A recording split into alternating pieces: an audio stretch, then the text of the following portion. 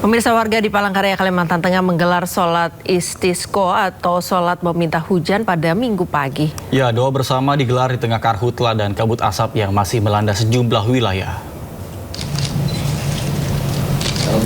Sholat istisqo digelar di kawasan Bundaran Besar Tawalang, Palangkaraya dan diikuti masyarakat bersama dengan sejumlah unsur terkait. Mereka memanjatkan doa agar hujan segera turun dan membantu mengatasi karhutla. Namun di sisi lain, upaya pemadaman karhutla terus dilakukan Satgas, baik melalui operasi darat maupun dukungan helikopter waterbombing. Hujan diharapkan dapat membantu memadamkan api dan juga mengurangi kabut asap. Harapannya semoga keadaan bisa menjadi baik seperti semula, terus juga tidak ada asap, terus semua aktivitas masyarakat bisa lancar seperti biasa.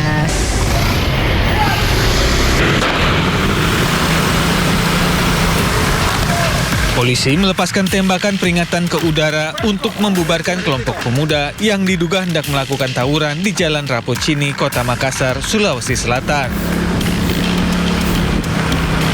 Para remaja ini kocar-kacir menyelamatkan diri menghindari tangkapan petugas. Usai dilakukan penyisiran, polisi mengamankan 7 remaja. Polisi turut mengamankan senjata tajam jenis busur panah beserta 5 unit motor di lokasi. Pelaku bersama barang bukti dibawa ke Polsek Makassar guna diperiksa lebih lanjut. Sementara itu, untuk mencegah aksi susulan, polisi kini meningkatkan patroli di sekitar lokasi. Dari Makassar, Sulawesi Selatan, Sahrul Adiaksa, iNews melaporkan.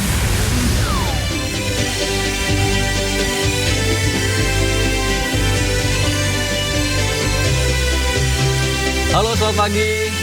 Selamat pagi Nata, selamat pagi pemirsa, selamat hari Senin. Semangat, harus ada yel-yelnya nih. Iya. Tapi besok tanggal merah loh. Oh iya, hari kejepit, Harpitnas berarti ya, hari kejepit nasional. Cuman biasanya kalau orang-orang yang pekerja normal yang sewajarnya gitu, biasanya ngambil cuti ya. Iya. Kalau kita nggak bisa tuh. Soalnya kita tanggal merah juga biasanya ada peristiwa, jadi tetap harus turun ke lapangan untuk mengamankan informasi. Hanya untuk pemirsa di rumah. Betul. Oh ya, Rizka, ada informasi juga nih, warga di Palangkaraya, Kalimantan Tengah, ini menggelar sholat istisqa atau sholat meminta hujan. Karena mengingat untuk di wilayah tersebut ini masih dihantui oleh kabut asap akibat dampak dari kebakaran hutan dan lahan. Iya, kalau di media sosial itu tersebar gambar gitu ya, gambar Pulau Kalimantan yang penuh dengan titik api di mana-mana. Iya, doa bersama ini digelar untuk minta hujan di tengah kebakaran hutan dan kabut asap yang masih melanda sejumlah wilayah karena tidak kunjung hujan sampai sekarang. Betul. Ditambah lagi untuk penanganan kebakaran sendiri ini banyak terkendala dari mungkin dari alat-alatnya, kemudian juga mobil-mobil damkar nggak segampang itu untuk masuk ke tengah hutan. Betul. Keterbatasan. Jadi mau nggak mau harus pakai waterbombing dari pesawat. Cuma kan itu kan nggak nggak sebanyak kayak di luar negeri gitu mungkin. Iya. Kalau mungkin karena di Indonesia juga lokasinya agak berbeda dengan di luar sana begitu ya. Kemudian alat-alatnya juga. Kemudian kalau di Kalimantan itu tanahnya itu kan gambut ya. Kalau gambut itu biasanya bekas akar pohon itu ada di bawah. Jadi kayak sekam kena bakar, jadi masuk ke dalam. Jadi apinya itu tahan lama gitu. Dan memang pemerintah juga sampai saat ini masih terus mengupayakan terkait dengan penanganan karhutla, bahkan rencana juga sejumlah elemen masyarakat dan juga berbagai donasi ini diupayakan untuk memberikan bantuan kepada warga yang terdampak, terutama yang di sana, karena untuk indeks kesehatan udara, kualitas udara ini memang sangat buruk dan berpotensi terjadinya ISPA yang sangat besar. Iya, kebayanglah itu asap dari kebakaran hutan sepekat itu, manusia semuanya ada di dalamnya, warga Kalimantan itu gimana rasanya. Tapi yang menarik, Nata, di istana ini membantah adanya isu pengusaha Andi Syamsuddin Arsyad atau Haji Isam ditunjuk jadi koordinator menangani kebakaran hutan dan lahan. Padahal kemarin sempat tersebar informasinya ya. Ya, tapi ya mau bagaimanapun yang penting ini satu tujuan, satu visi. Siapapun yang ditugaskan, siapapun yang bisa menangani kebakaran itu. Betul, menangani segera dengan segera. Ya, pemerintah ini memang meminta semua pihak untuk membantu penanganan kebakaran hutan, tapi tidak menunjukkan khusus, Spesifikasinya tidak ada ya. penunjukan khusus informasinya kepada Haji Isyam. Ya, tentunya kita pun akan membahasnya dalam program Sindo Today. Pemirsa, program akan menghadirkan informasi-informasi terhangat hari ini bersama saya Nata Arman. Dan saya Priska Papilaya, dan sebelum kita memulai seluruh rangkaian Sindo Today, redaksi kami sudah menyiapkan 3 berita pilihan. Ini dia informasinya.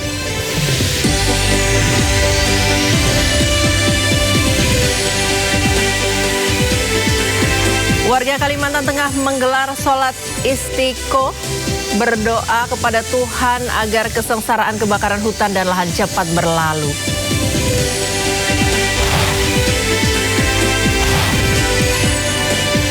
Istana membantah penunjukan khusus pengusaha Haji Isyam dalam penanganan kebakaran hutan dan lahan.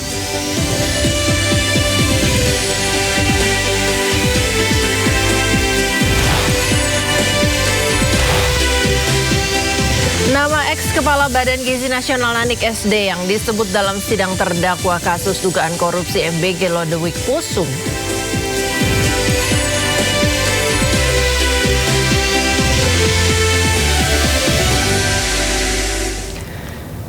Informasi pertama, pemirsa, petugas Satpol PP Kecamatan Durensawit, Jakarta Timur bersama petugas kepolisian dan TNI menggelar razia penyakit masyarakat. Ya, dalam razia tersebut petugas menyita ratusan botol minuman keras.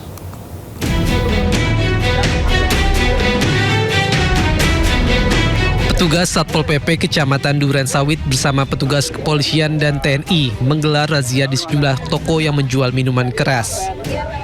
Dalam razia tersebut, penjaga toko tak berkutik saat petugas menemukan botol minuman beralkohol yang masih dijual. Sebanyak 127 minuman beralkohol berbagai merek disita dari 2 toko yang terjaring razia tersebut. Razia penyakit masyarakat dilakukan untuk menjaga kondusivitas wilayah Durensawit dari peredaran minuman keras yang dampaknya bisa mengganggu masyarakat. Minuman beralkohol dianggap bisa menjadi pemicu tawuran dan berbagai kegiatan negatif. Kita Satpol PP Kecamatan Durensawit, Jakarta Timur melakukan penertiban pekat, utamanya itu miras, yang mana sudah sangat meresahkan khususnya di warga Durensawit. Malam ini kita penertiban karena adanya temuan penjualan miras di salah satu toko kelontong, dan juga pembelinya masih anak-anak remaja yang timbulnya tawuran mengganggu warga. Selanjutnya, ratusan botol minuman beralkohol berbagai merek tersebut langsung disita ke kantor Kecamatan Durensawit untuk dimusnahkan. Dari Jakarta, Rizky Falufi, iNews melaporkan.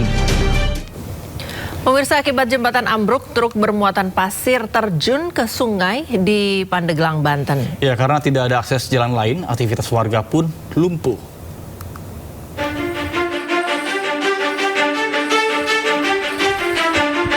Akibat tidak kuat menahan beban saat truk bermuatan pasir melintas, jembatan di kampung Citoke, Mekarsari, Panembahan, Pandeglang, Banten ini tiba-tiba saja ambruk. Kepala truk langsung terjun bebas ke dalam sungai. Beruntung air sungai sedang surut sehingga truk bermuatan pasir ini tidak tenggelam. Dengan menggunakan alat seadanya, warga bergotong royong mengevakuasi truk. Namun akibat terbatasnya alat, proses evakuasi pun berlangsung lama. Selain itu, akses yang sempit dan kondisi sungai yang berlumpur membuat evakuasi semakin dramatis. Nah Pak, berarti setelah ambruknya jembatan ini, kegiatan warga terganggu nggak? Otomatis Pak, terganggu, lumpuh Pak. Kalau sudah kayak keadaan seperti ini, pasti lumpuh. Akibat jembatan ambruk dan terhalang truk yang terguling, aktivitas warga pun seketika lumpuh. Tidak ada korban jiwa dalam peristiwa ini. Sopir dan kernet truk dilaporkan selamat. Dari Pandeglang, Banten, Feby Febrianto, iNews melaporkan. Pemirsa, kebakaran hutan dan lahan di Palangkaraya, Kalimantan Tengah terus meluas. Ya, kobaran api yang tiba-tiba membesar dan juga mendekati permukiman membuat warga menjadi panik.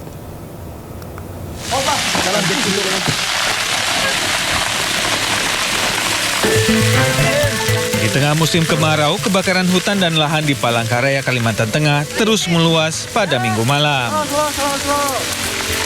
Kobaran api tiba-tiba membesar dan mendekati permukiman warga di Jalan Simpei Karuhe 3, Kecamatan Jekan Raya, Palangkaraya.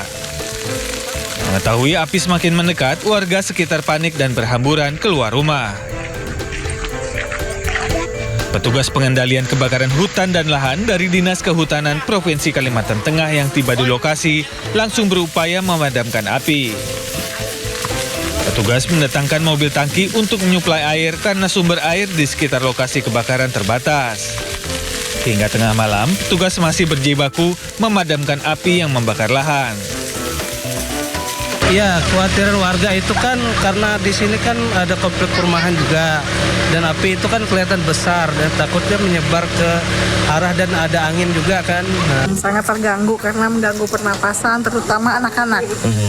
Debu juga nggak bisa buka pintu rumah karena banyak itu abu-abunya itu di teras-teras rumah masuk ke dalam rumah. Warga sekitar terus berjaga untuk mengantisipasi jika api kembali membesar dan merambat ke arah rumah mereka. Dari Palangkaraya, Kalimantan Tengah, Ade Sata, iNews melaporkan. Kita ke informasi selanjutnya, pemirsa. Menangani kebakaran udara, TNI Angkatan Udara melaksanakan operasi modifikasi cuaca. Ya, operasi ini diharapkan meningkatkan potensi hujan sehingga bisa memadamkan titik api dan juga membersihkan udara.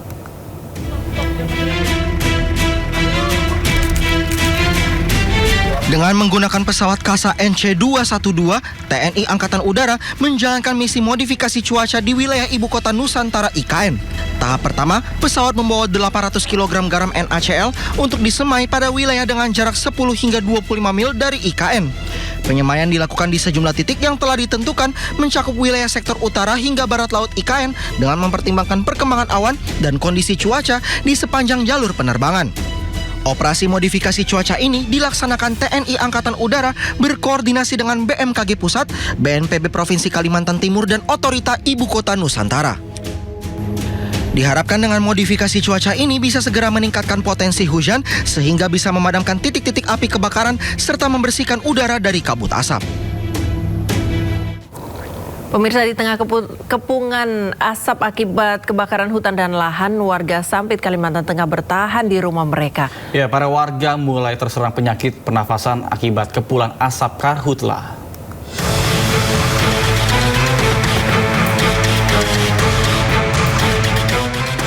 Bertahan hidup di tengah kobaran api dan kepungan kabut asap tebal dialami warga di Jalan Kaca Piring Barat Sampit, Kabupaten Kota Waringin Timur, Kalimantan Tengah. Warga terdampak yang tetap bertahan mengaku mengalami sesak napas. Sudah 5 hari lamanya petugas gabungan terus melakukan upaya pemadaman, namun api tak juga kunjung padam. Padahal rentetan api terus bergerak mendekati kawasan permukiman warga. Pertama, gejala sesak napas, sering flu-flu jalannya.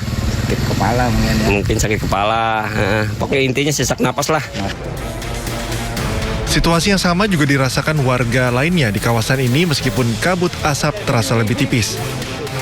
Warga tetap berjaga-jaga secara bergiliran selama 24 jam penuh. Sebab sisa pembakaran yang terbawa angin kerap menyulut ranting kering hingga sangat rentan terbakar. Karena kalau nggak standby kadang tiba-tiba api yang dari sana bisa melompat ke sebelah, bisa begitu. Karhutla yang terjadi di Kabupaten Kota Waringin Timur saat ini adalah yang terparah sepanjang tahun 2026. BPBD setempat mencatat luas lahan yang terbakar sudah lebih dari 1.400 hektar. Luasan itu dipastikan akan terus bertambah mengingat karhutla masih terus terjadi dan titik-titik baru semakin bertambah. Dari Kabupaten Kota Waringin Timur, Kalimantan Tengah, Normansyah, iNews melaporkan. Pemirsa, kebakaran di kawasan destinasi wisata ikonik Kampung Adat Sade, Lombok menghanguskan 150 rumah dan membuat 700 kepala keluarga mengungsi. Ya, kepulan asap pekat dan juga beberapa sisa titik api masih menyala di antara puing-puing bangunan yang hangus.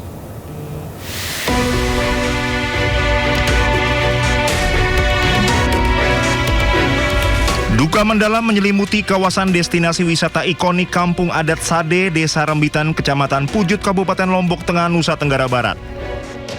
Pasca kebakaran hebat pada Sabtu malam, sedikitnya 70 rumah adat suku Sasak ludes rata dengan tanah. Ratusan kepala keluarga terdampak terpaksa mengungsi dan 300 lebih pelaku wisata di kampung ini kehilangan mata pencaharian mereka. Hingga Minggu pagi kondisi kampung adat Sade porak-poranda. Kepulan asap pekat dan beberapa sisa titik api masih menyala di antara puing-puing bangunan yang hangus. Aparat TNI Polri bersama masyarakat setempat saling bahu-membahu menyiramkan air ke sisa-sisa reruntuhan untuk memastikan api benar-benar padam dan tidak kembali berkobar. Di tengah puing, sejumlah warga mengais barang perabotan serta benda berharga yang masih bisa diselamatkan. Pemerintah mulai membentuk posko darurat untuk logistik seperti bantuan hingga kesehatan termasuk dapur umum. Kita harapkan pemerintah daerah, pemerintah provinsi maupun pusat dan tentunya dari CSR dari ITDC dan segala macam bisa untuk segera bisa membangun Sade.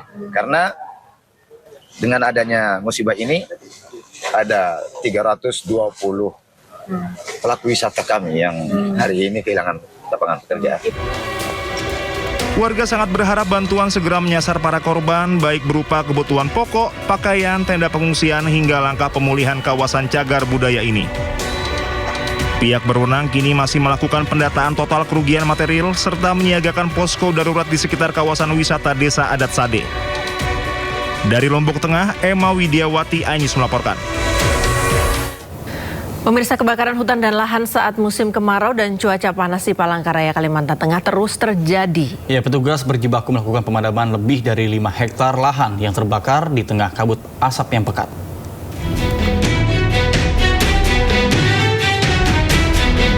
Sudah sepekan kebakaran hutan dan lahan terjadi di Jalan Yosudarso, Palangkaraya, Kalimantan Tengah. Cuaca panas disertai hembusan angin kencang membuat kobaran api terus menjalar dan menghanguskan sekitar lebih dari 5 hektar lahan termasuk kebun sawit dan jagung milik warga. Tim Damkar Hutla Dinas Kehutanan Provinsi Kalimantan Tengah bersama aparat Satbrimob Polda Kalimantan Tengah diterjunkan ke lokasi. Petugas berjibaku melakukan pemadaman di tengah asap pekat yang menyelimuti kawasan lahan yang terbakar. Upaya pemadaman berlangsung cukup lama karena terkendala sumber air. Petugas terpaksa menggunakan sumber bor milik warga agar bisa terus melakukan pemadaman. Petugas menduga kebakaran lahan terjadi akibat ulah oknum yang tidak bertanggung jawab membuka lahan dengan cara dibakar. Ya, untuk kendala yang pastinya sumber air, Pak. Karena kemarau sudah panjang. Ini pun kami menggunakan sumber bor warga untuk memakai airnya kan.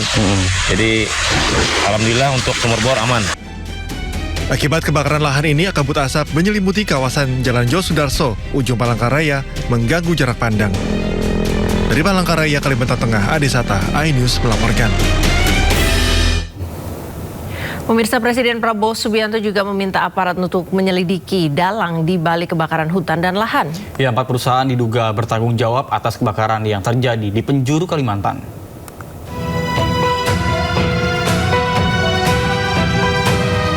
Kebakaran hutan dan lahan di Kalimantan terus meluas. Di Palangkaraya, kebakaran semakin mendekati rumah warga. Asap yang menyelimuti sejumlah kota di Kalimantan membuat warga alami gangguan pernapasan. Pemerintah pun langsung bergerak untuk mencari dalang di balik pembakaran kebakaran hutan. Hasilnya, 2 orang yang diduga sebagai pelaku pembakar lahan di Palangkaraya ditangkap polisi. Saat ini yang sedang kita lakukan melakukan pemadaman sekaligus juga melakukan penyelidikan investigasi terkait dengan peristiwa yang terjadi. Ini beberapa nama juga kita amankan. Sementara itu, dalam rapat koordinasi yang digelar di Kalimantan Barat, Presiden Prabowo Subianto meminta untuk menindak tegas seluruh pihak yang terlibat dalam kebakaran hutan. Saat ini, ada 4 korporasi di Kalimantan Barat yang diduga terlibat. Bila mana ditemukan ada tindak-tindak pidana yang memang melanggar dan menyebabkan terjadinya kebakaran, itu harus ditindak baik perorangan maupun korporasi-korporasi. Tadi dilaporkan ada 4 korporasi yang sedang dalam proses penyelidikannya. Nantinya, bila diputuskan bersalah, pemerintah akan mencabut izin perusahaan. Sementara bagi perorangan, sanksi pidana dengan maksimal 9 tahun penjara menanti pelaku pembakaran. Tim Liputan iNews melaporkan. Sementara itu, pemirsa, terkait penegakan hukum, Bareskrim Polri telah menetapkan 72 tersangka pembakar hutan dan lahan di berbagai wilayah di Indonesia. Direktur Tindak Pidana Tertentu atau Dirtipidder Barreskrim Polri, Brigjen Muhammad Irhamni menjelaskan bahwa penetapan 72 tersangka berasal dari 89 laporan yang ditangani 9 jajaran Polda. Polri akan terus menindak tegas para pelaku pembakaran lahan demi menjaga kelestarian lingkungan dan juga keselamatan masyarakat dari ancaman bencana kabut asap. Ke-9 Polda ini telah melaksanakan kegiatan proses penyelidikan dan penyidikan dengan jumlah tersangka kurang lebih yang sudah ditetapkan adalah 72 orang tersangka perorangan, yang mana proses penyelidikan dan penyidikan tersebut adalah melakukan penyelidikan dan penyidikan di titik-titik api yang terjadi di lapangan. Setelah tadi ada hotspot, kemudian dicek, ternyata benar ada kebakaran, dan kebakaran itu patut diduga adanya kesengajaan pembakaran oleh pihak-pihak ataupun orang-orang yang ada di lokasi TKP tersebut. Sesuai hasil pemeriksaan tersangka dan para saksi, memang kebanyakan mereka sengaja membuka lahan, kemudian melakukan pembakaran. Ini kan musim kemarau akibat El Nino yang sangat panjang dan sebagainya. Dia untuk mempermudah untuk pembukaan lahan tersebut biasanya sudah ditebang mereka mulai dari Riau, Jambi, Kalbar, Kalsel, Kalteng. Itu sudah 3 bulan atau 4 bulan lalu. Itu mereka sudah tebang, makanya di situ ada parang, ada alat-alat untuk melakukan penebangan kawasan lahan yang sudah terbuka sebenarnya. Karena untuk membersihkan, untuk dilakukan land clearing kan mahal kalau menggunakan alat, apalagi BBM juga mahal sekarang, menggunakan sewa alat juga mahal. Yang paling mudah adalah dibakar. Selain itu, pasca pembakaran itu tanahnya menjadi lebih subur karena hasil pembakaran abu dan sebagainya itu bisa menjadi pupuk. Makanya ini menjadi favorit untuk mereka melakukan modus seperti ini. Ya, ini 72 orang udah ditetapkan sebagai tersangka, tapi yang perlu digarisbawahi jangan hanya eksekutornya yang ditangkap dan dijadikan tersangka ya, Nata. Harusnya itu ya pelaku utama yang ada di balik layarnya itu loh. Betul, yang karena itu yang jauh lebih berbahaya ketimbang eksekutornya. Kalau eksekutor kan jalan karena arahan, perintah aja. Gitu ya. Mau ya udah kita melanjut, kita ngikuti perintah aja. Nah, tapi yang memberi perintah ini harusnya ditindak, karena dengan yang memberi perintah ditindak, otomatis tidak akan ada eksekutor dong. Betul, dan kalau yang atasnya nggak ditindak, ini akan terus terjadi. Ya ini seperti yang saya cerita beberapa hari yang lalu, 20 tahun sekian lalu saya tinggal di Palangkaraya, sudah ada kabut asap, masih sampai sekarang saya kerja memberitakan kabut asap. Iya, itu dia, makanya harus ya jadi yang diusut itu kalau bisa jangan cuman eksekutornya aja, tapi kepala-kepalanya. Kayak kalau nyanyi gini, lengge gitu. Oke, kita ke informasi berikutnya, pemirsa. Unggahan ucapan ulang tahun untuk istri Gubernur Kalimantan Tengah menjadi sorotan pemirsa. Ya, unggahan tersebut menuai kritik karena dinilai tak tepat di tengah bencana karhutla yang sedang melanda. Ucapan selamat ulang tahun untuk Aisyah Tisia Agustiar, istri Gubernur Agustian Sabran, diunggah akun resmi Disbudpar Kalimantan Tengah 2 hari lalu atau pada 21 Agustus 2026. Ucapan ini pun langsung menjadi perhatian karena muncul ketika Kalimantan Tengah sedang dilanda kebakaran hutan dan lahan. Netizen pun mempertanyakan empati dan relevansi publikasi ucapan ulang tahun di tengah darurat karhutla.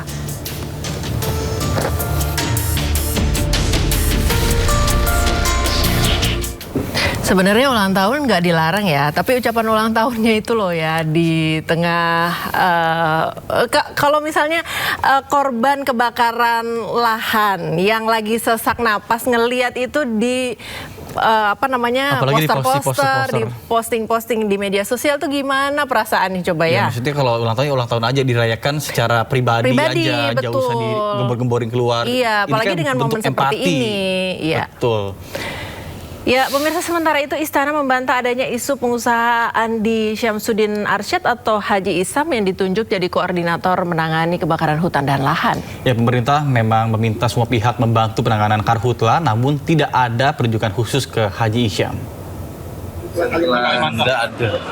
Tidak ada. Tidak benar itu. Tidak benar itu. Tidak benar. Berarti itu cuma Mas ya, isu aja ya Mas ya. Enggak, siapa yang menghembuskan isunya? Di media sosial itu kan sampai trending gitu, tapi ya memang nggak ada. Medsos kan banyak trending, tapi kan belum tentu itu yang benar itu jadi masalah. Oke, bahwa semua pihak diminta ikut membantu, ya. Tapi kalau menjadi koordinator ya, itu tidak kan, karena kewenangannya bukan di situ.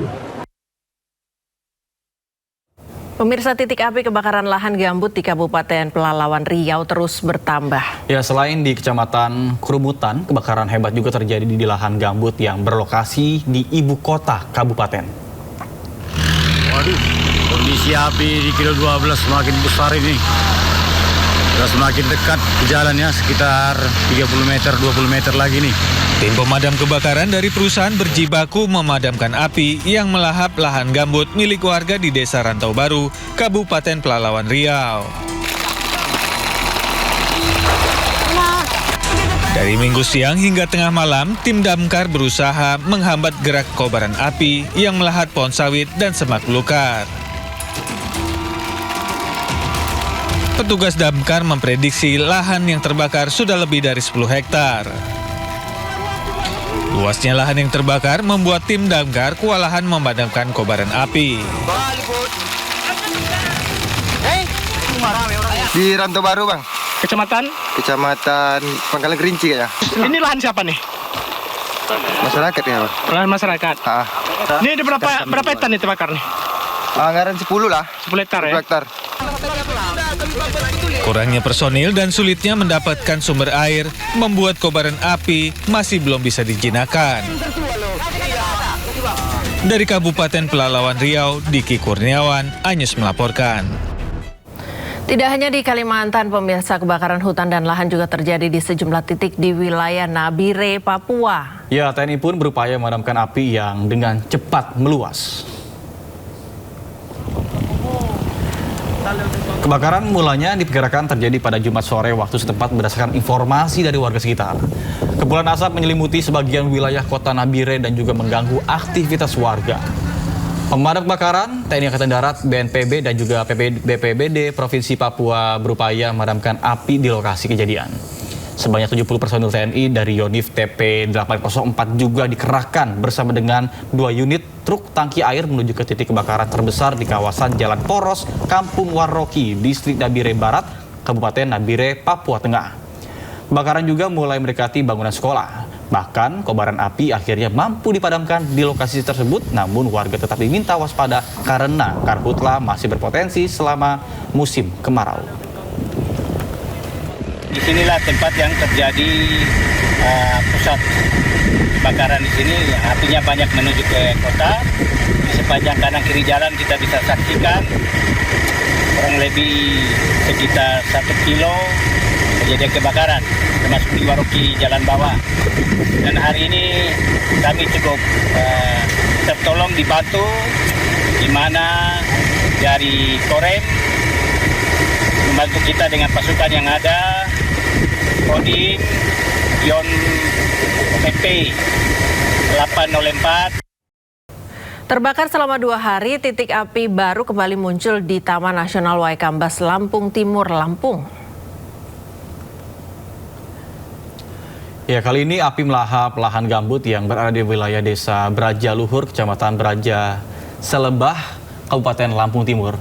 Api dilaporkan muncul di titik baru pada hari Minggu pagi dan terus membesar dikarenakan kencangnya hembusan angin serta lahan yang juga didominasi oleh tanaman kering.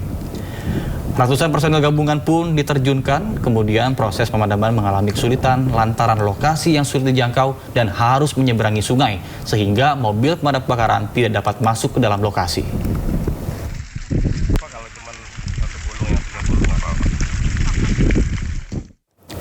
Api karhutla mulai dicari pelakunya dari pembakar lapangan hingga korporasi. Lantas seberapa serius negara membongkar dalang di balik kobaran api ini dan mampukah permasalahan karhutla ini terus terjadi setiap tahun bisa teratasi? Dan berikut dialog rekan Camar Haenda dengan juru kampanye hutan Greenpeace Indonesia, Belgis Habibah.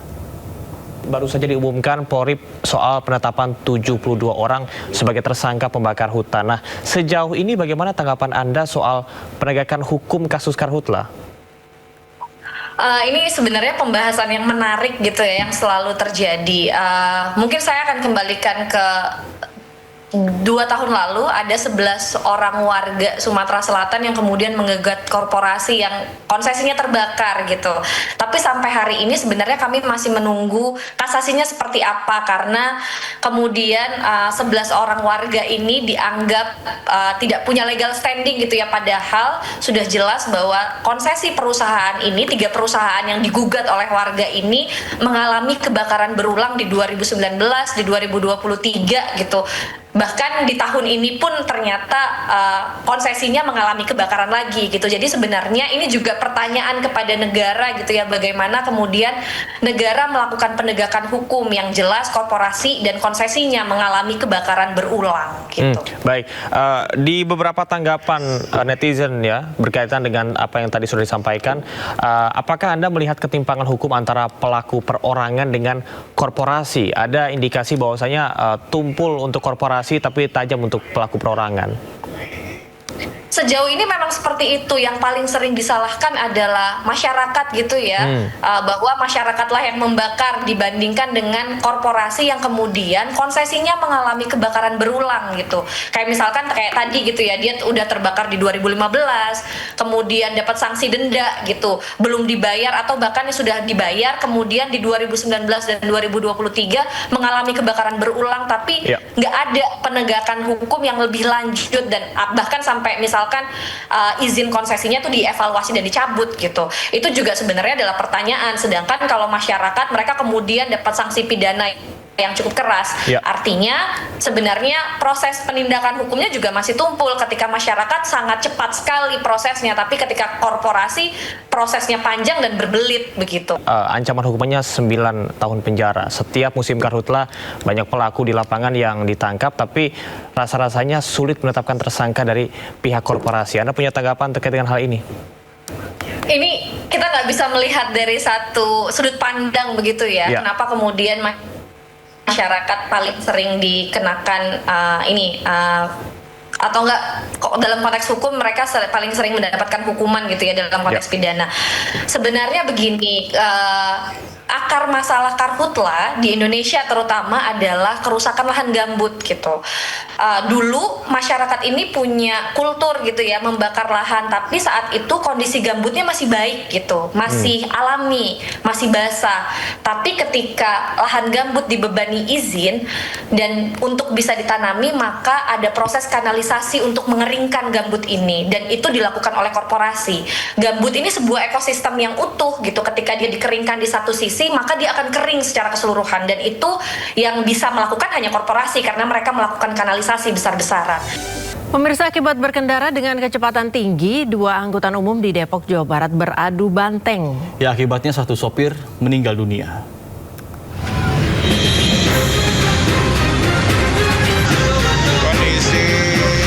Dua angkutan umum tabrakan di Jalan Raya Sawangan, Pancoran Mas, Kota Depok, Jawa Barat. Meninggal dunia. Akibat tabrakan ini salah satu angkot ringsek parah.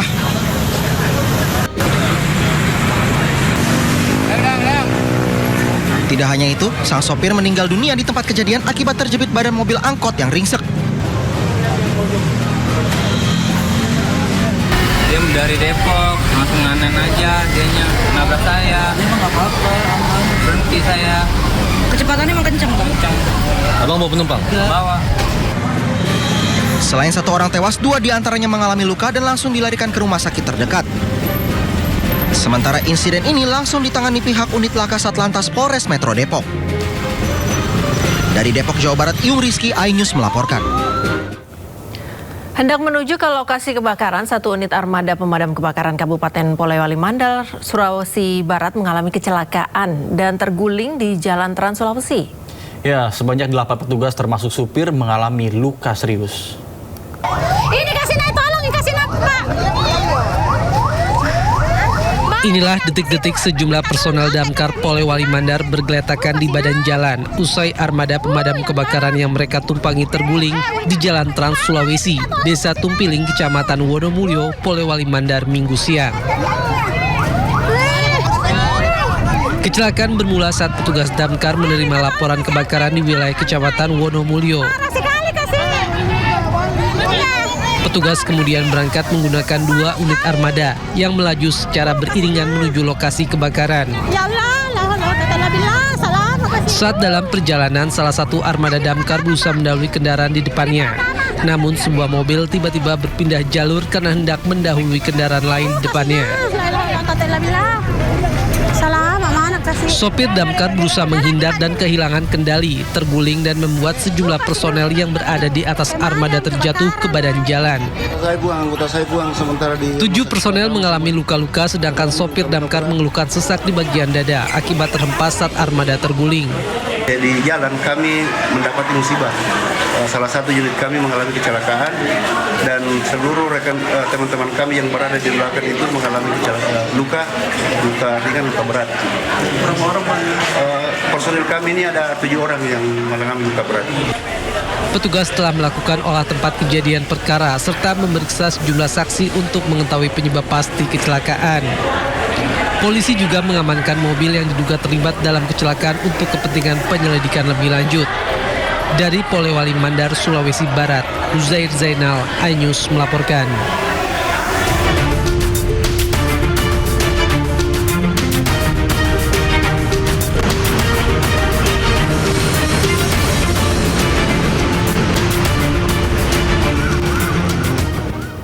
Ya pemirsa, saatnya kita simak pantauan arus lalu lintas. Kami telah terhubung dengan Bribda Jessica dari NTMC Polri yang kini berada di kawasan Mampang, Jakarta Selatan.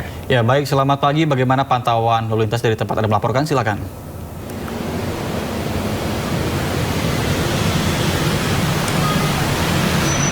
Baik, terima kasih Nata dan Priska, serta selamat pagi pemirsa. Kembali kami informasikan kondisi arus lalu lintas pagi hari ini dari kawasan Simpang Godri, Mampang, Jakarta Selatan. Dan pemirsa, dapat kita lihat bersama untuk arus lalu lintas pada kawasan ini, yakni dari arah Kuningan yang akan berbelok ke arah Pancoran, juga yang akan berbelok ke arah Tandean ataupun ke arah Blok M saat ini dalam kondisi relatif lancar. Pengendara dapat menempuh kecepatan berkisar 40 hingga 60 km per jam. Meski demikian, perlambatan juga terkadang terjadi pada kawasan ini seiring dengan meningkatnya aktivitas masyarakat menuju kawasan perkantoran dan pusat kegiatan, sehingga pengguna jalan perlu mengantisipasi antrian saat melintasi traffic light.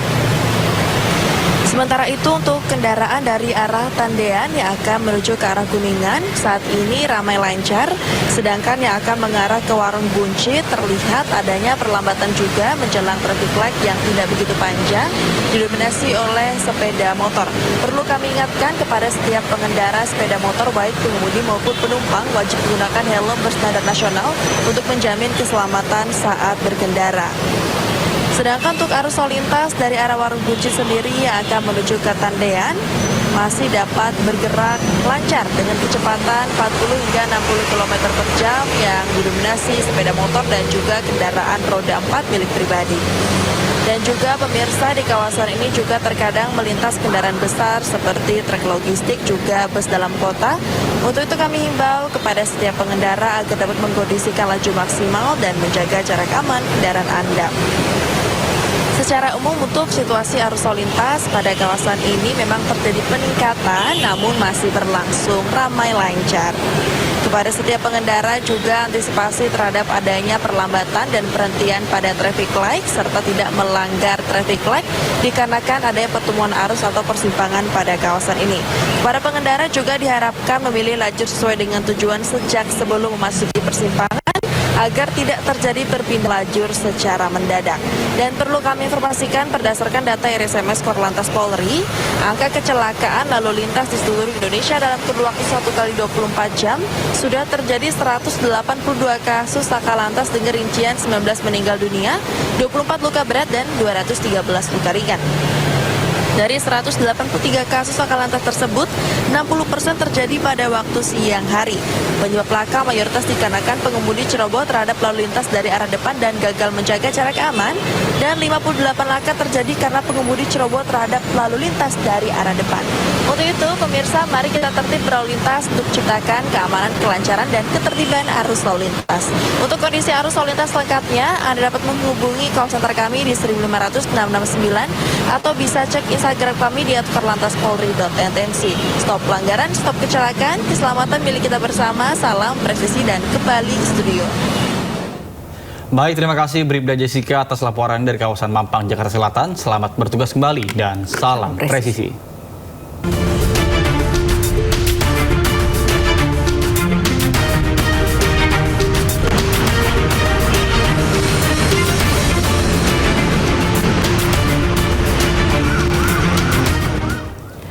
Pemirsa mengaku trauma, ribuan pengungsi gempa NTT memilih bertahan di posko pengungsian. Ya, sejak awal mengungsi, mereka belum berani pulang ke rumahnya masing-masing.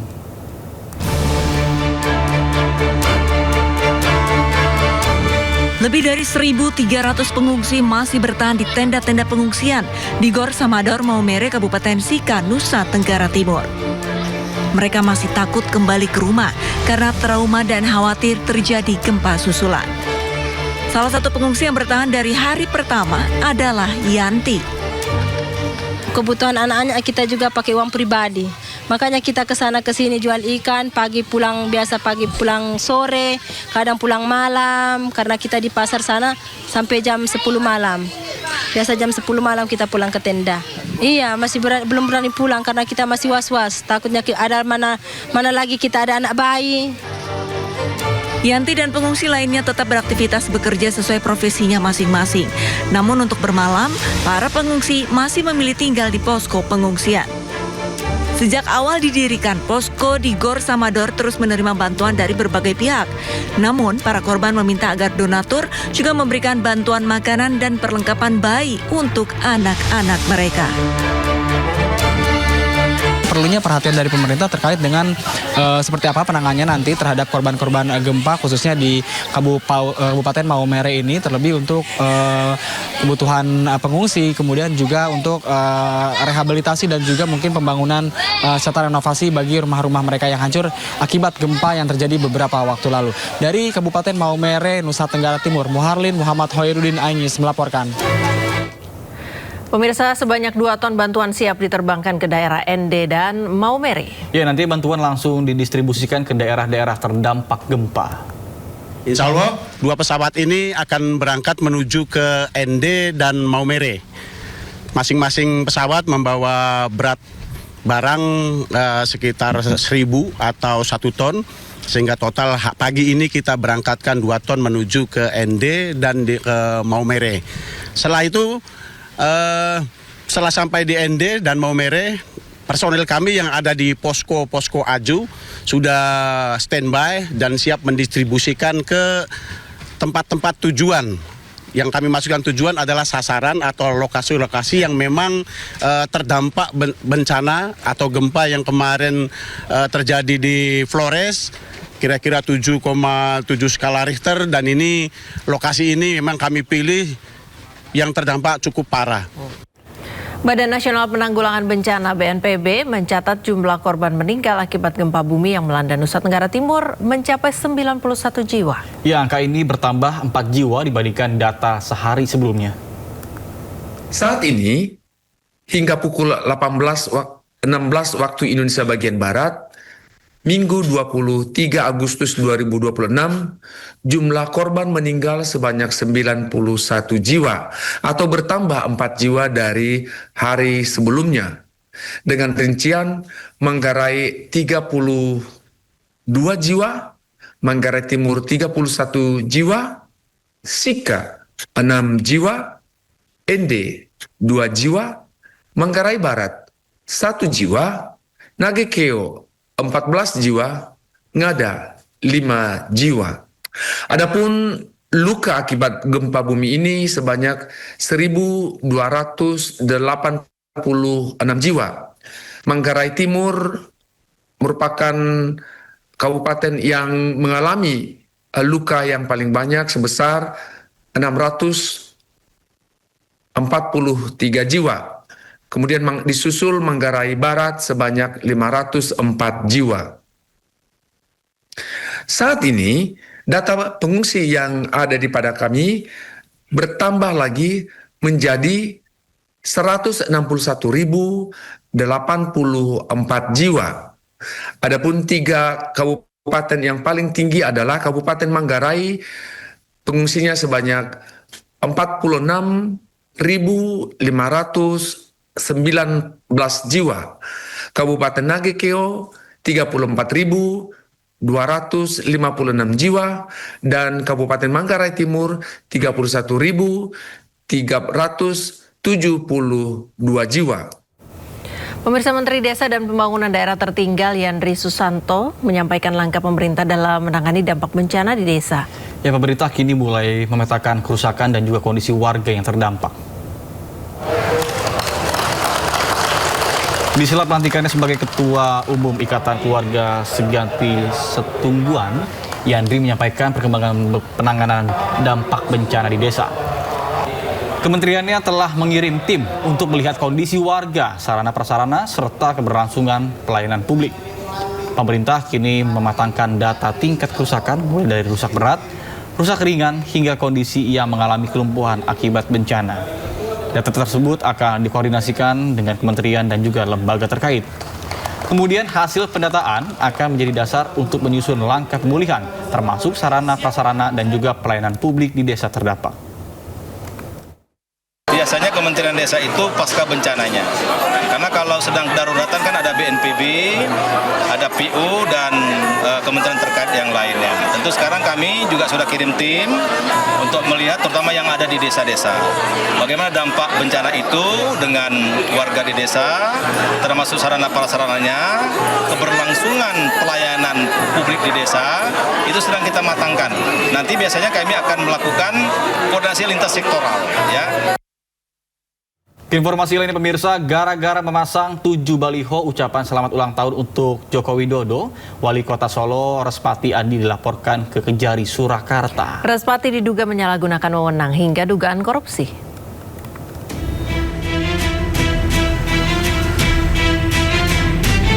Curiga ada penyalahgunaan wewenang dan tindak pidana korupsi dalam pemasangan baliho ucapan selamat ulang tahun untuk Joko Widodo.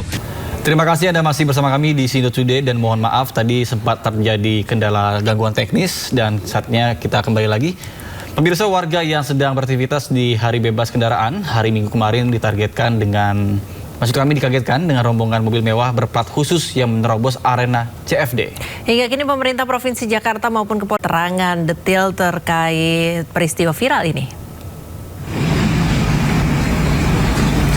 Inilah rombongan mobil mewah yang diduga menggunakan plat khusus menerobos arena Hari Bebas Kendaraan di jalur protokol Jakarta. Padahal menurut keterangan di video saat peristiwa masih pukul 9:15 waktu Indonesia Barat, alias masih berlaku aturan bebas kendaraan di hari Minggu. Peristiwa ini pun mengundang kecaman warga karena dinilai mengganggu kenyamanan warga yang sedang beraktivitas. Hingga kini belum ada keterangan lebih lanjut dari pemerintah Provinsi Jakarta maupun kepolisian terkait diskresi kepada rombongan mobil mewah yang masuk arena CFD ini.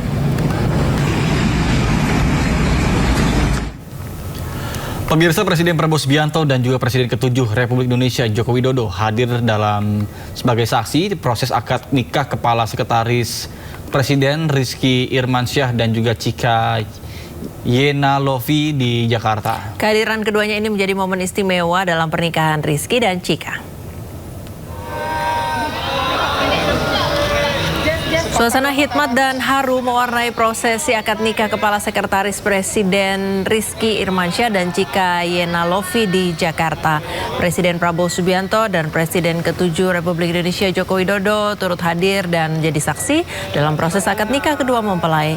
Di tengah padatnya tugas kenegaraan, Prabowo turut hadir dalam salah satu momen paling personal dan berharga dalam kehidupan Rizky.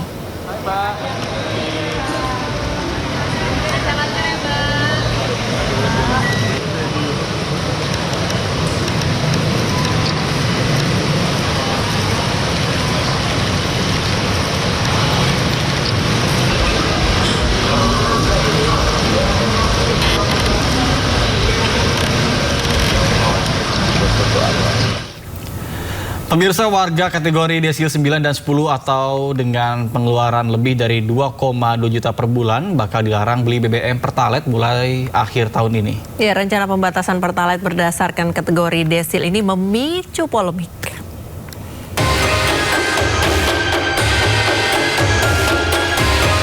Banyak orang kaya masih beli BBM subsidi. Pemerintah bakal mengatur ulang penjualan Pertalite.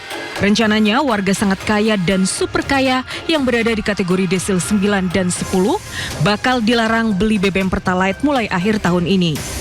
Menteri SDM Bahlil Lahadalia menyatakan rencana itu masih dimatangkan. Namun Bahlil menekankan BBM subsidi seharusnya tidak dikonsumsi masyarakat mampu. Masa kita mau pakai subsidi? Yang sudah yang kaya-kaya yang sudah mampu itu jangan ngambil hak rakyat lah, kira-kira begitu. Subsidi itu ya untuk saudara-saudara kita yang berat menerimanya. Rencana pembatasan Pertalite berdasarkan desil memicu polemik. Terlebih beredar narasi warga desil 9 dan 10 adalah mereka yang memiliki pengeluaran lebih dari 2,2 juta per bulan per orang. Masyarakat menilai kategori tersebut tidak mencerminkan kondisi ekonomi sebenarnya. Menteri Sosial Syaifullah Yusuf pun angkat bicara. Menurut Mensos, pengelompokan desil bukan atas variabel gaji dan pengeluaran saja, tapi variabelnya banyak mulai dari tingkat pendidikan, jumlah anggota keluarga, pekerjaan, kondisi hunian, kepemilikan aset hingga pengeluaran bulanan. BPS ya akan mengukur dan kemudian menentukan keberadaan setiap keluarga atau setiap individu dalam desil-desil itu, mulai dari desil 1 sampai desil 10. Sejak awal kami sudah sampaikan bahwa desil ini dinamis, ya, karena data ini dinamis. Sebelumnya, BPS menyebut desil 9 dan 10 merupakan kelompok masyarakat di peringkat 20% teratas dari sisi kesejahteraan ekonomi. Selama ini kelompok sangat kaya dan super kaya masih banyak beli BBM subsidi. Akibatnya negara harus menanggung subsidi BBM hingga ratusan triliun rupiah setiap tahun. Pembatasan Pertalite bakal menghemat anggaran subsidi hingga 17 triliun rupiah per tahun. Tim Liputan iNews melaporkan. Pemirsa, desil merupakan pembagian kelompok keluarga berdasarkan urutan tingkat kesejahteraan. Lalu siapa sajakah yang termasuk ke dalam kelompok desil 9 dan 10 ini? Ini dia informasinya. Desil 9 menggambarkan posisi kesejahteraan kelompok keluarga kelas menengah atas. Pendapatan mulai dari Rp7.500.000 hingga Rp15 juta per bulan.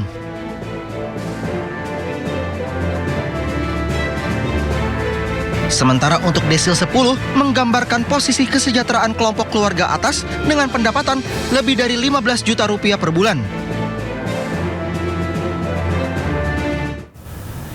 Informasi lainnya pemirsa, sidang pra-peradilan ex-Jampitsus Kejaksaan Agung Febri Adriansyah akan kembali digelar di Pengadilan Negeri Jakarta Selatan. Agenda sidang kali ini mulai memasuki tahap kesimpulan. Para pihak sudah profesional, tinggal kita penekanannya. Menurut informasi dari Pengadilan Negeri Jakarta Selatan, sidang rencananya akan dimulai pada pukul 13.00 waktu Indonesia Barat pada siang nanti.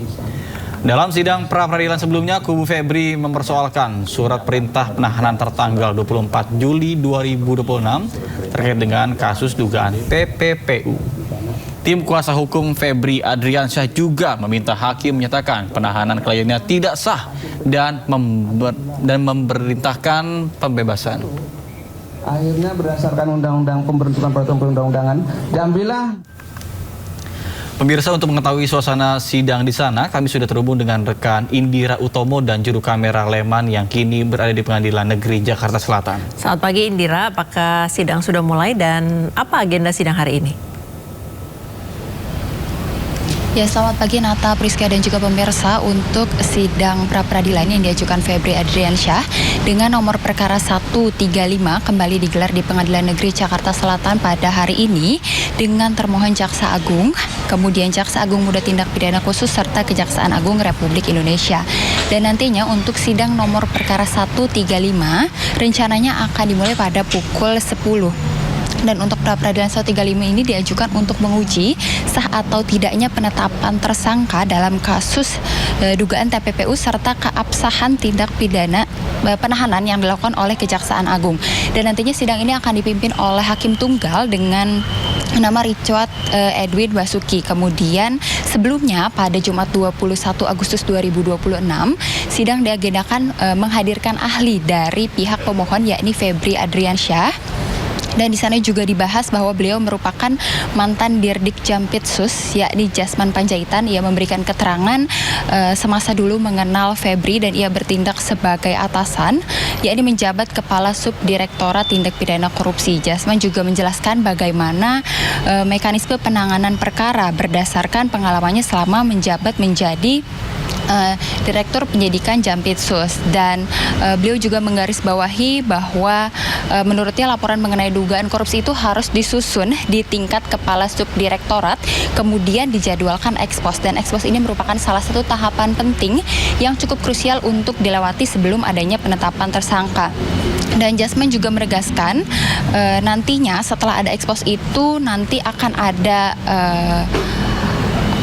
agenda begitu dengan para pimpinan untuk menetapkan status tersangka begitu. Dan hari ini nantinya sidang akan dilanjutkan dengan pemberian berkas berupa bukti-bukti dan juga adanya ahli dan saksi dari pihak Kejaksaan Agung sekitar pukul 10. Dan kemudian untuk nomor perkara 134 nantinya akan dilanjutkan pada pukul 1 siang dengan agenda pembacaan kesimpulan. Sementara itu Nata dan juga Priska.